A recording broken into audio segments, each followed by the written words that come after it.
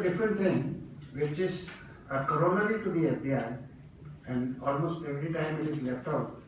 It doesn't have any laws, I would say. FDI has got certain norms, certain confusion norms, some clarificatory norms, but this aspect of the FDI doesn't have any norms. There are no standards. The Companies Act for the first time has said that 3 persons can do valuation: chartered accountant, company secretaries, and cost accountants and merchant bankers. There are some international norms for valuations. It's good that I could get a member from the PhD who is a valuator. And now I would request Mr. Chandraswamy to say something on valuation as far as the FDI is concerned.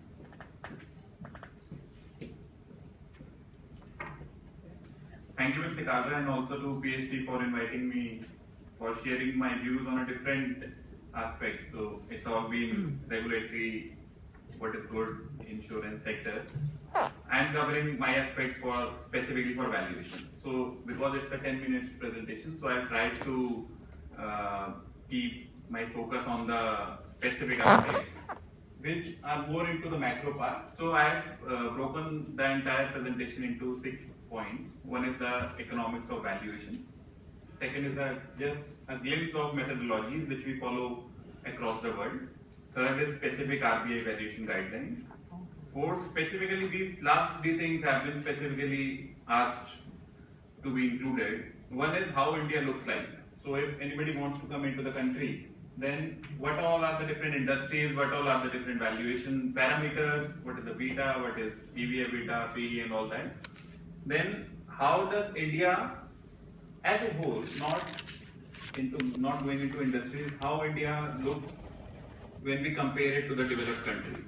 So when we say US or China, is India growing, is our multiples better or worse, what future will look like. And though FDI is coming, but the only sector which is getting the largest amount of FDI is e-commerce or digital retail. So startup valuation, I just touched upon that how startups are being valued differently, because it's a totally different debate whether the startup valuation is logical, too much burn, all those things. So if we start with valuation, I would like to say that valuation across business cycles follow the same law of economics. So there are different companies starting from startup, growing companies, high growth, mature and declining, and there are different characteristics of each of these companies.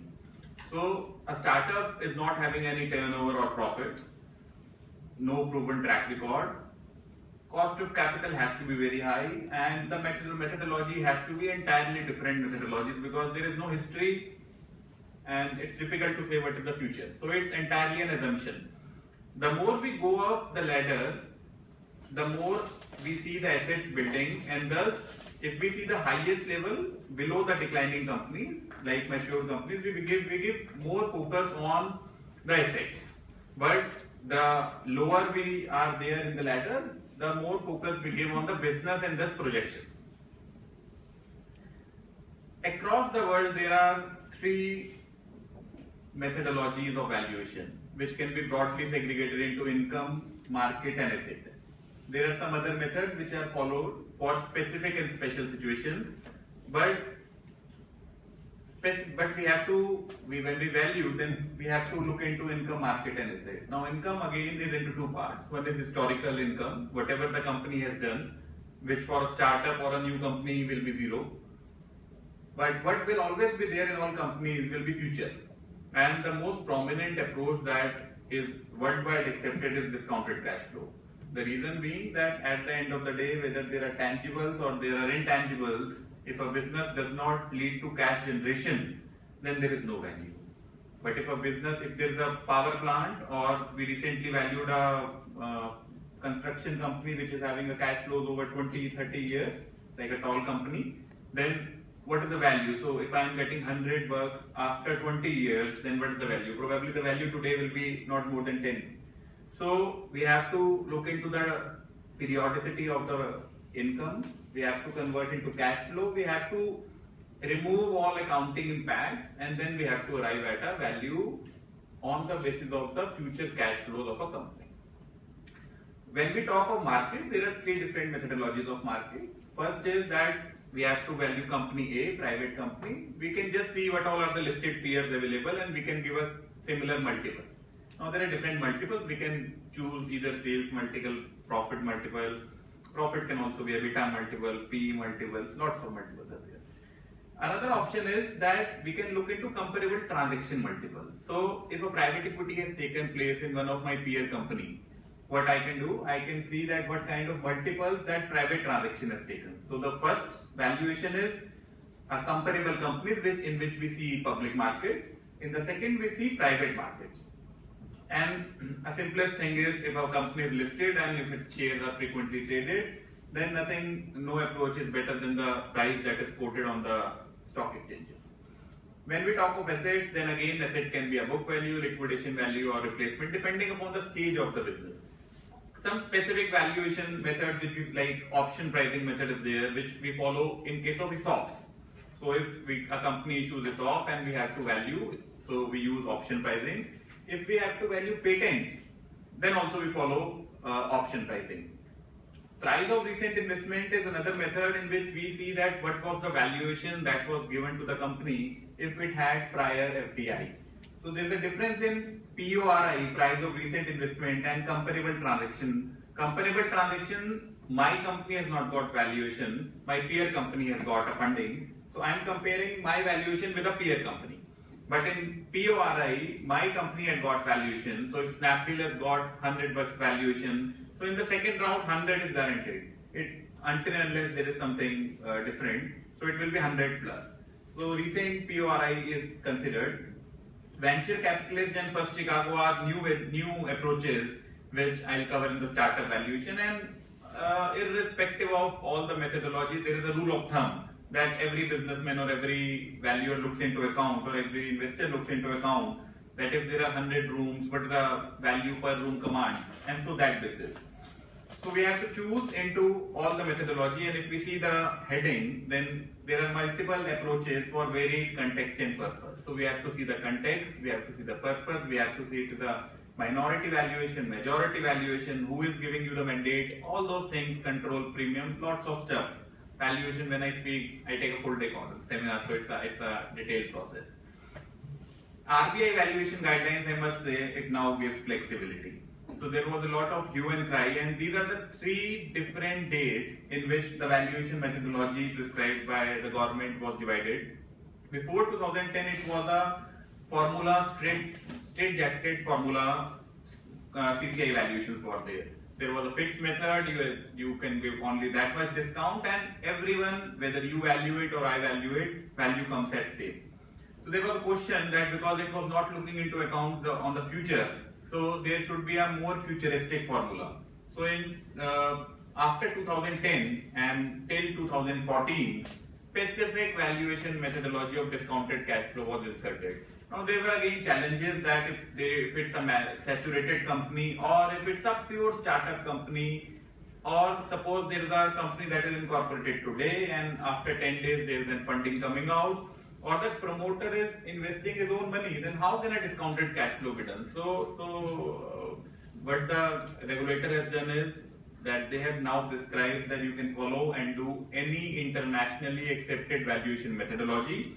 So I don't see a challenge now as far as valuation is concerned, because depending upon the context and purpose, we can choose any of the valuation method and the regulator is accepting all the valuation methods.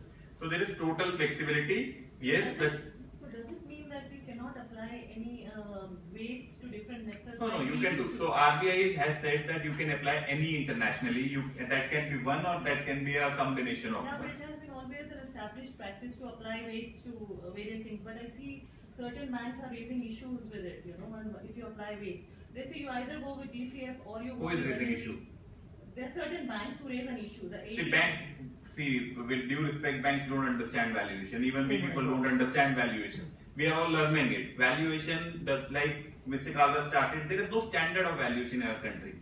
The only standard that is contemplated. CAS came, there was CAS. So CAS is a recommendatory standard by the Institute of Chartered Accountants. That is yes there, but there has to be something mandatory. So the Companies Act is there with a registered valuer concept, but sir, that concept and those valuation methods are not yet enacted. So it is there in the books, but if it is the Companies Act, then registered valuer is not yet enacted.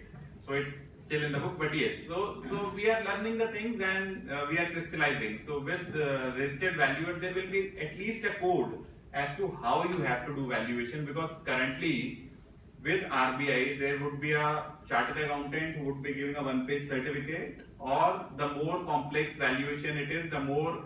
So there are no guidelines of kitna experience and all those things. So everybody is giving valuation and they are just accepting. With RBI, what my observation is that RBI reacts only lately.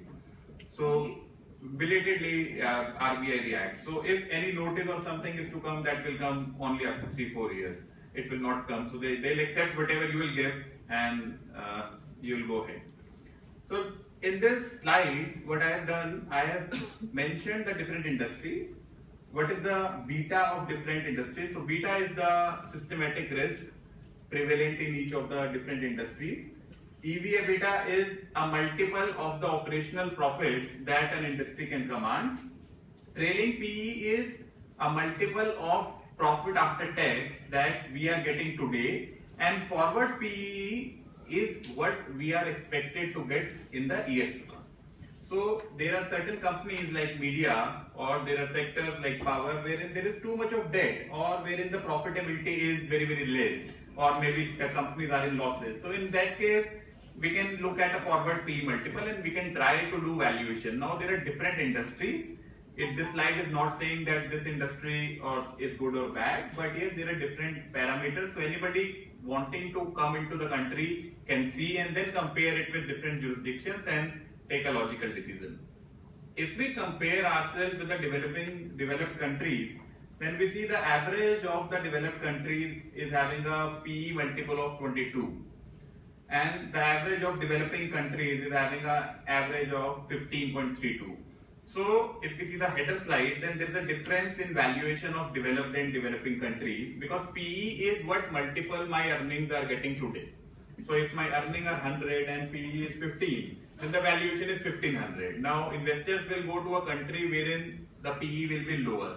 But what we have to, so if we see India, then India looks expensive because only Indonesia and Mexico are commanding a higher PE. But if we see the growth rates, then India is going to grow at a fastest growth rate. So currently China is slightly above our country, but we are just overtaking that. And if we see 2017, then this is a World Bank report that I have just tried to mention. So what does F mean? So projected future.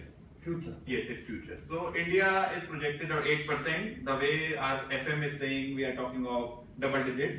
So maybe next year we can say that we are going to be 10. And actually, it's implementation. If whatever plans have been said, if that done, because there are so many issues. How can, I mean, sir, like you mentioned, you make Prime Minister the in charge of that.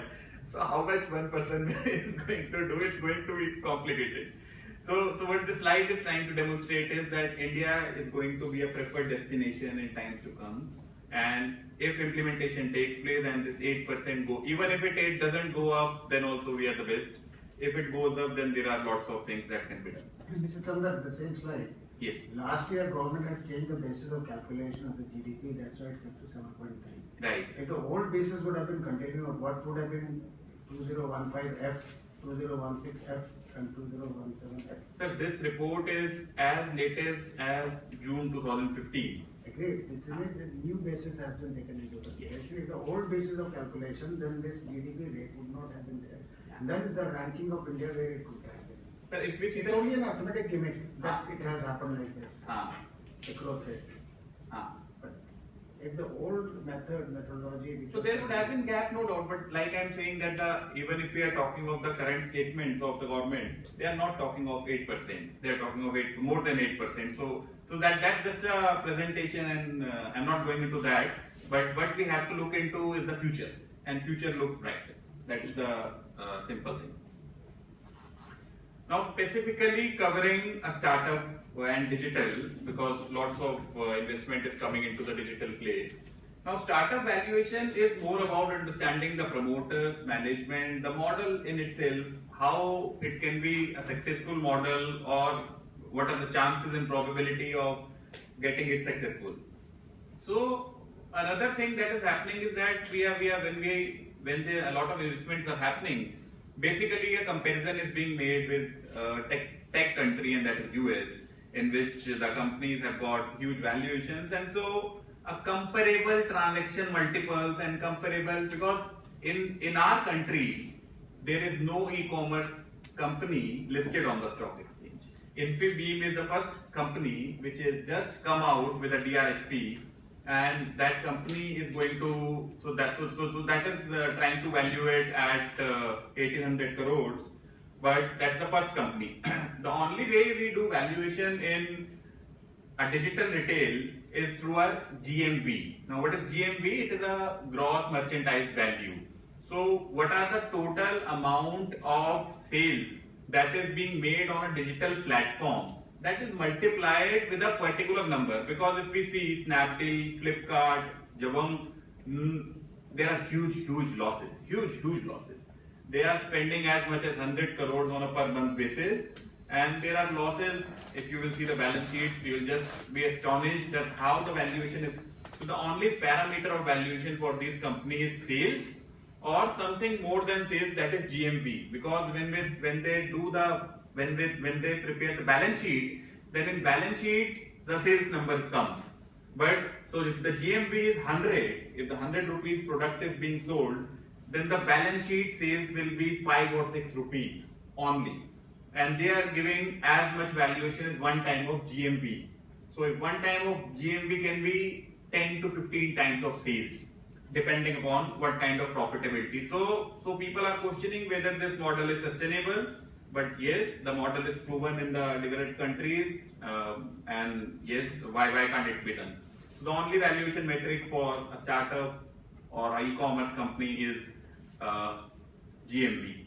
These are some specific valuation methods. I am not going into the details of valuation methods, but a venture capitalist has its own way of doing valuation, because if you ask them to do a discounted cash flow, who knows where will be the company 5 years down the line. So they just look into what is the next year revenue, and they do into a backward IRR calculation, and they ask for a particular money. 8 out of 10 startups fail. I would say 1 succeeds and 1 is break even. So when the investors are investing, they are not expecting that every company is going to succeed. So it's more of a intuition and a sense of thinking that what can be done. So these are all valuation methodology again, and I'll just conclude with the discounted cash flow again. So discounted cash flow, when we apply in case of a startup, what we do, we split that what is the risk area of a startup. So suppose a company is developing a product. So if the product is not developed, then there is a huge risk. And if the product is developed, then the risk mitigates. So there is a more or higher cost of capital that we give till the product is developed, and a lesser cost of capital. If we do a multi-stage discounted cash flow, then discounted cash flow can be done for a startup. But if we apply a flat discount rate for a startup, then more likely than not, the value will not be correct. What is the discount rate you take? So discount rate for a normal company, considering the Indian situation, is 18%.